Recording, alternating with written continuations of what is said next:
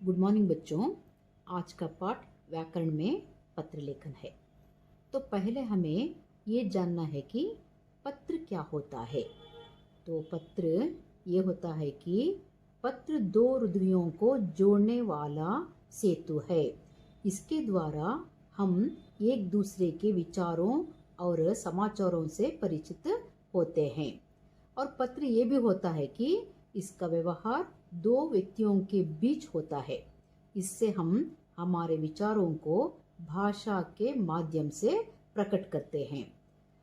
और पत्र ये भी होता है कि अपने विचारों को दूसरों तक पहुंचाने का ये सबसे सरल एवं सुगम माध्यम है। ये पत्र हमारे संबंधों को बनाने या बिगाड़ने में अच्छी भूमिका निभाता है। इसलिए जब हम पत्र लिखना है तो सोच विचार करके लिखना चाहिए।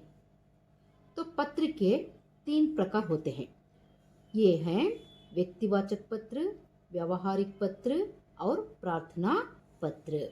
तो पहले वैयक्तिक पत्र।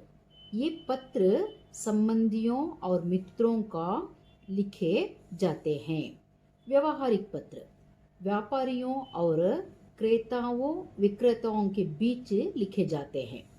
तो प्रार्थना पत्र ये पत्र प्राचार्य, अध्यापकों, सरकारी तथा अन्य कार्यालयों के नाम लिखे जाते हैं। पत्र लिखने का नियम या निर्देश क्या होता है? देखिए, पत्र लिखना है तो कुछ नियम हैं, वो ऐसे हैं। पत्र लिखने वाले को अपना पता इसके ऊपर दाएं कोने में लिखना चाहिए और जिसको पत्र लिखा जा रहा है उसकी स्थिति को ध्यान में रखकर संबोधन लिखना चाहिए। जैसे यानी उदाहरण के लिए, पुत्र पिता को लिखेगा तो पूज्य पिताजी, छोटा भाई बड़ा भाई को आदरणीय भैया, छोटी बहन बड़ी बहन को पूजनीय दीदी, मित्र को प्रियवर, शिष्य गुरु को पूज्यवर, गुरु शिष्य को आयुष्मान, ग्राहक विक्रेता को महाशय। तो संबोधन के बाद अभिवेदन होता है। वो कैसे होता है? पिता या माता को लिखे गए पत्र में संबोधन के बाद सादा प्रणाम लिखना है। छोटा भाई बड़े भाई को प्रणाम लिखना है। छोटी बहन बड़ी बहन को प्रणाम। मित्र को नमस्ते। शिष्य गुरु को सादर प्रणाम। गुरु शिष्य को शुभाशीर्वाद। ग्राहक विक्रेता को प्रणाम। उसके बाद क्या होता है? मूल बातें या समाचार आदि का लेखन होता है। कथ्य के बाद पत्र लिखने वाला अपना संदेश देगा। इसे स्वनिर्देशन भी कहा जाता है।